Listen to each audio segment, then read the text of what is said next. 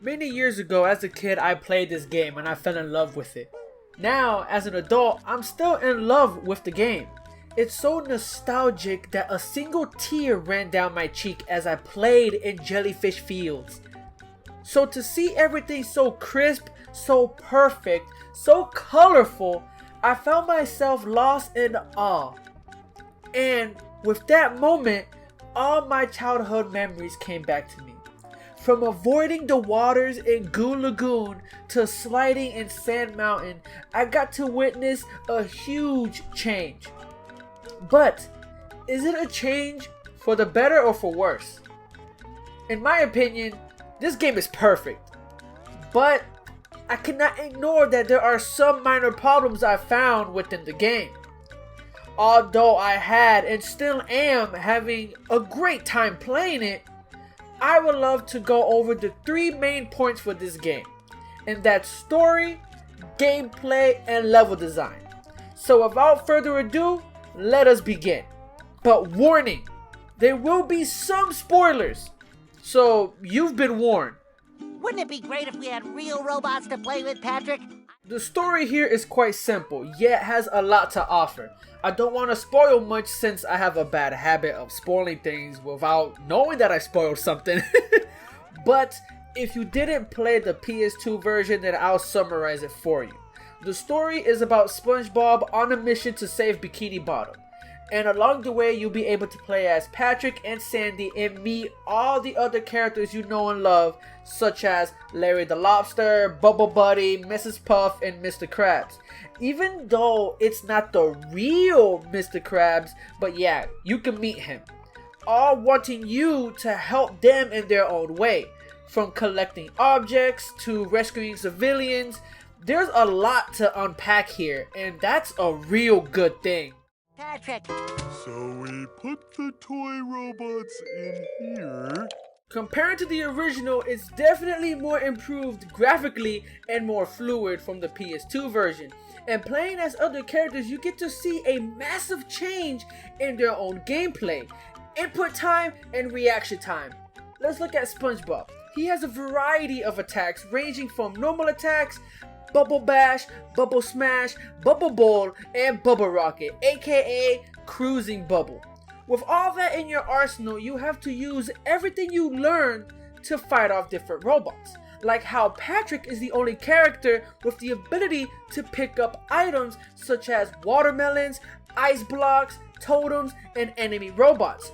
With Sandy being broken, having the ability to attack from a fair distance, allowing you to be stress-free from certain annoying enemies. Playing all 3 characters, you can obviously spot the difference between SpongeBob now and SpongeBob back then. But first I shall have to change from my secret identity into Mermaid Man. There's a lot to say about the levels, the variety of colors, details, and platforming. Everything is more brighter and more colorful than the original, with minor details standing out a lot more. I can't help but to get lost on how well it looks. From the way the grass moves, to the way the sunlight shines down on you, to the water. A perfect example is Jellyfish Fields. I strongly believe you could see how well they worked on this game just by playing this stage. Jellyfish Fields is filled with detail, from beginning to end. But I also cannot forget about the other stages, like Goo Lagoon and the Mermaid Lair. With Goo Lagoon really putting platforming to the test with constant jumping and avoiding enemies in mid-air. And the Mermaid Lair with constant puzzle solving, such as Patrick throwing melons to solve a pattern for water generators to having to guide a giant ball to get a golden spatula. I strongly believe that this game transcends what a remake should inspire it to be. The level of detail and polish that THQ Nordic crafted into this game is amazing. I mean, I could just be fanboying over this game right now. But no, there were some minor issues that I found. Surprisingly, throughout my entire playthrough, I found 2 minor problems. The pixels within the water in any stage was getting to me. you can see in Goo Lagoon that it was missing pixels within the water. It's something that you can ignore, but constantly seeing it kept bothering me. My friend had to keep reminding me that it is before the launch date, so they might patch it afterwards. Which is true, but still, it can be quite annoying. Another thing is when I was stuck in a jumping animation as Patrick and I literally was sliding everywhere. I couldn't attack, pick up objects, or jump at all. In order for me to fix this, I literally had to fall into the water to reset so that everything could go back to normal. Other than those small things, I didn't have any other problems with it.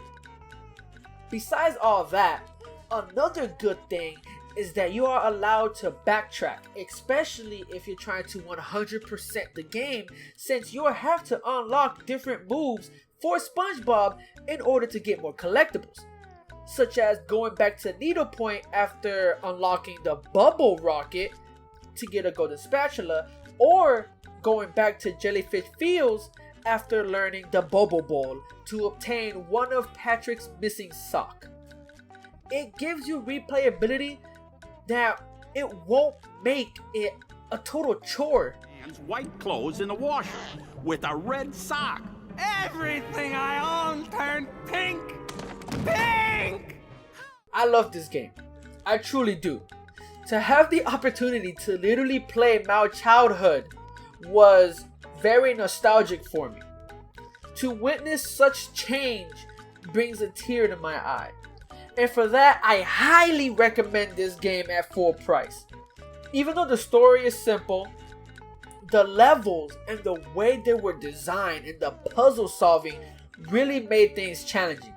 Oh, I also can't forget about fighting all the bosses again, and to look at them at a way better resolution than before. Listen guys, listen. I missed this game as a kid, so having it as an adult is pretty big for me. I'm truly grateful that this game, this remake, exists. Thank you all so much for watching. I was able to play through my childhood again. If you guys enjoyed the video, please leave a like and comment down below your fonding memories of this game. I honestly want to know.